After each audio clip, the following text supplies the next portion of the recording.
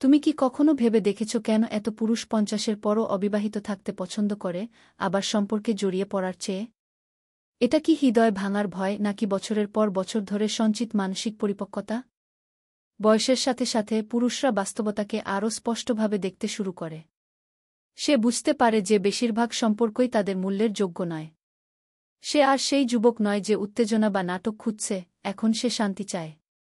সেই কারণেই আজ আমরা খোলাখুলিভাবে এই বিষয়টি নিয়ে কথা বলব যে অবিবাহিত থাকা শাস্তি নয়, বরং আশীর্বাদ।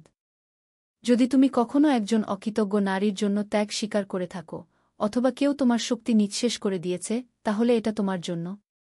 আজ আমরা এই ভুল ধারণা ভেঙে ফেলব যে একসাথে থাকা সবসময় ভালো, এবং দেখাব যে সচেতন একাকিত্ব আসলে স্বাধীনতার সর্বোচ্চ রূপ।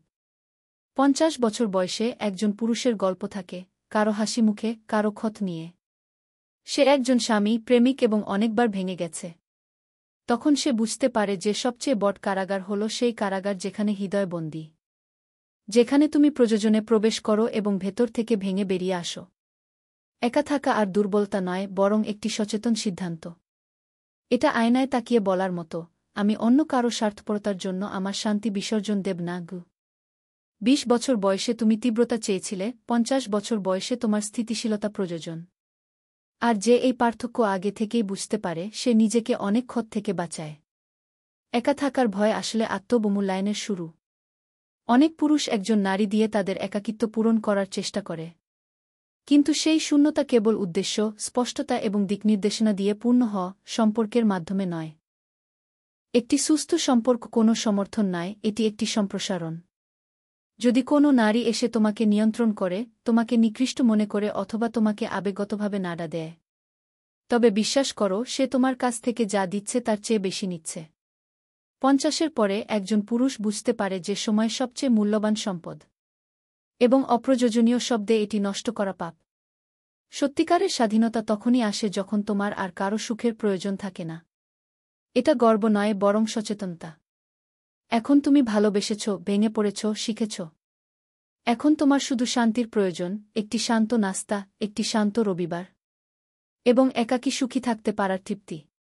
আগে বলা হতো যে একজন একাকী মানুষ দুঃখী, কিন্তু এখন তুমি জানো যে একজন একাকী এবং শান্তিপ্রিয় মানুষ একজন জীবন্ত মানুষ, কারণ তার আর কারো স্বীকৃতি বা অনুমোদনের প্রয়োজন নেই। ৫০-এর পর একজন মানুষের দৃষ্টিভঙ্গি বদলে যায়। এখন সে নাটক, খেলা এবং অপ্রয়োজনীয় পরীক্ষায় ক্লান্ত। এটা তিক্ততা নয়, বরং স্পষ্টতা। সে জানে যে শক্তি সীমিত, এবং আবেগগত ঝড়ের পেছনে তা নষ্ট করা বোকামি। একজন মানুষ পরিপক্কতার সাথে স্পষ্টভাবে দেখতে শুরু করে কি প্রয়োজনীয় আর কি কখনো প্রয়োজনীয় নয়। তারপর সম্পর্কটি একটি পছন্দে পরিণত হয়, প্রয়োজনীয়তা নয়। এখন সে জানে কিভাবে না বলতে হয়, এবং এই না তাকে এমন মহিলাদের থেকে রক্ষা করে যারা কেবল আঘাত করে।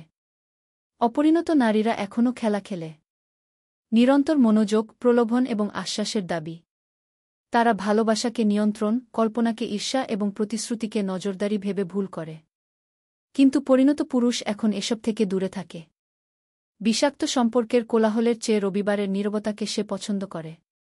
এটা শীতলতা নয়, এটা আত্মরক্ষা। সে আর তার শক্তি সেখানে বিনিয়োগ করে না যেখানে সম্মান নেই। পরিবেশ যাতে খারাপ না হয় সেজন্য সহ্য করার আগে এখন সে মূল থেকে কেটে ফেলে, সে সময় নষ্ট করে না। যদি মহিলাটি আবেগগতভাবে পরিণত না হয়, তাহলে দরজা বন্ধ। একজন পুরুষ আর মনোযোগের জন্য ঝুঁকে পড়ে না, কারণ সে শিখেছে যে খুব বেশি ঝুঁকে পড়ে সে ভেঙে যায়, এবং নিজেকে আবার একত্রিত করার মতো বয়স আর তার হয় না। এখন সে সত্যিই তার নিজের শান্তিকে মূল্য দেয়া। সে জানে যে যখন তুমি নিজের জন্য সীমানা নির্ধারণ করো, তখনই সম্মান শুরু হয়। তার আর সম্পর্কের সিলের প্রয়োজন নেই। জীবনের উদ্দেশ্য এখন সরল, মর্যাদাপূর্ণ এবং সচেতন হওয়া। যে নারী তার সাথে চলতে চায়, তার অবশ্যই সম্মান এবং সম্প্রীতি নিয়ে আসতে হবে, কারণ সে আর পিছনে দৌড়ায় না। সে সোজা, শক্তিশালী এবং মর্যাদাপূর্ণভাবে হাঁটে। একা থাকা তার জন্য আর একাকিত্ব নয়, বরং একটি বিজয়।